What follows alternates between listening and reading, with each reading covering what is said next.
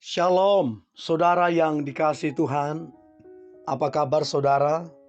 Doa saya, saudara dalam keadaan sehat, kuat, serta berlimpah-limpah dengan ucapan syukur.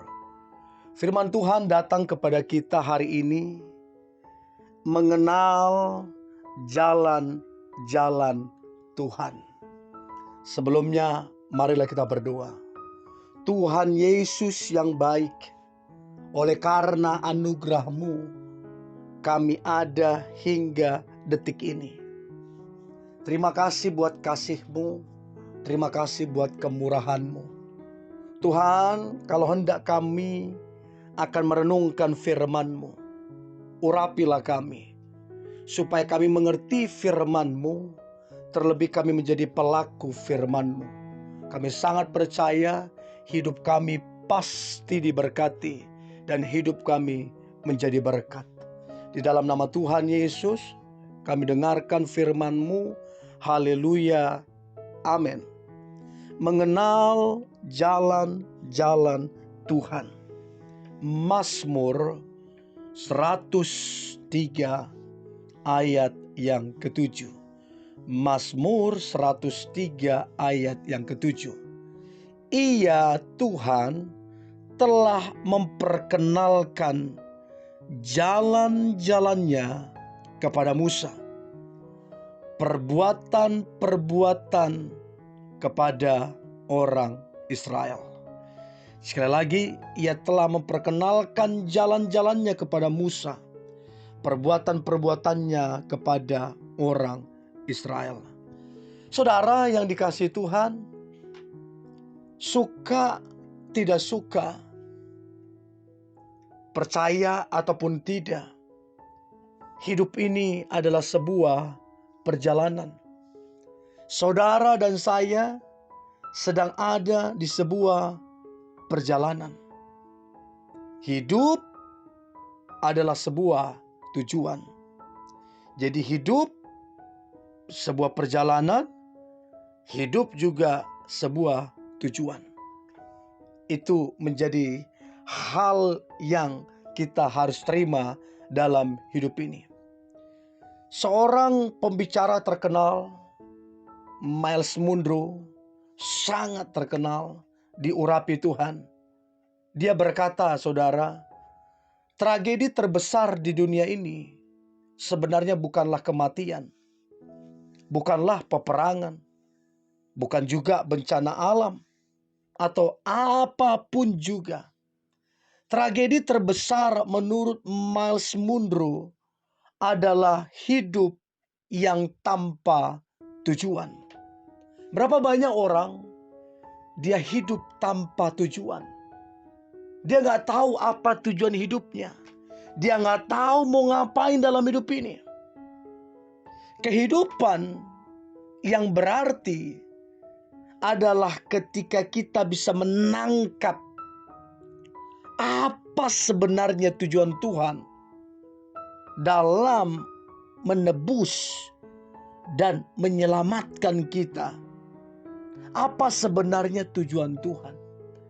Saudara, kalau cuman hanya kita diselamatkan, kalau cuman itu saja tujuan Tuhan, terlalu mudah bagi Tuhan. Tidak perlu mati pun dia gampang menyelamatkan kita. Apa sebenarnya tujuan ilahi dari Tuhan menyelamatkan kita? Ya, jadi dia bukan sekedar untuk menyelamatkan kita, tapi di sisi yang lain Tuhan rindu agar rancangannya tergenapi melalui hidup kita, melalui hidup saudara dan hidup saya. Saudara, di dalam satu perjalanan untuk mencapai tujuan, maka tentunya kita butuhkan adalah jalan. Sebab tanpa adanya jalan, sampai kapanpun kita tidak akan pernah mencapai tujuan tersebut. Begitu pula bila kita salah dalam memilih jalan. Sangat fatal, saudara. Akan membawa kita ke tempat yang bukan kita tuju. Sebab ada jalan yang disangka orang lurus, tapi ujungnya menuju maut. Amsal 14 ayat yang ke-12. Saudara, di zaman sekarang ini kita mengenal istilah GPS. Kita dituntun, kita diarahkan, sehingga membantu kita untuk menunjukkan arah jalan ketika kita berpergian ke satu tempat ataupun satu wilayah. Kita ditunjukkan, kita diarahkan ke lokasi dan alamat tertentu. GPS juga memberikan petunjuk rute jalan yang bisa membantu mempercepat proses pencarian. Saudara yang dikasihi Tuhan, GPS memang mempermudah kita melacak lokasi yang akan dituju. Bahkan GPS juga bisa mengetahui jarak tempuh perjalanan yang akan dilalui. Agar rancangan dan rencana Tuhan itu tergenapi, maka kita perlu mengenal jalan-jalan Tuhan. Kadang sangat tidak mudah untuk memahami dan mengerti jalan-jalan Tuhan. Yesaya 55 ayat 8 dan 9. Yesaya 55 ayat 8 dan 9. Dikatakan begini, sebab rancanganku bukanlah rancanganmu, dan jalanmu bukanlah jalanku. Demikianlah firman Tuhan. Seperti tingginya langit dari bumi, demikianlah tingginya jalanku dari jalanmu, dan rancanganku dari rancanganmu. Yesaya 55 ayat 8 dan 9. Jalan-jalan Tuhan, saudara, kadang berat, terasa berat.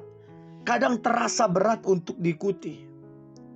Tapi percayalah saudara yang dikasihi Tuhan, selalu ada rencananya yang indah,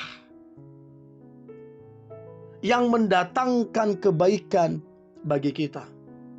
Mazmur 25 ayat yang ke-10. Segala jalan Tuhan adalah kasih setia dan kebenaran bagi orang yang berpegang pada perjanjiannya dan peringatan-peringatannya. Saudara yang dikasihi Tuhan, apa artinya ini, saudara? Artinya jangan mengandalkan kemampuanmu, jangan mengandalkan kekuatanmu dalam hidup ini. Saudara dan saya, kita perlu tuntunan Tuhan senantiasa untuk mengenal jalan-jalannya.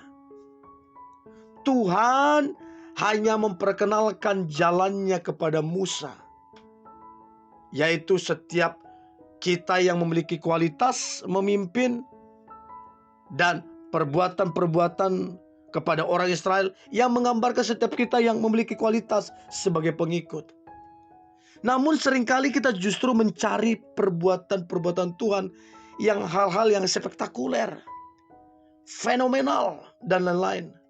Padahal kita tidak mengenal jalan Tuhan.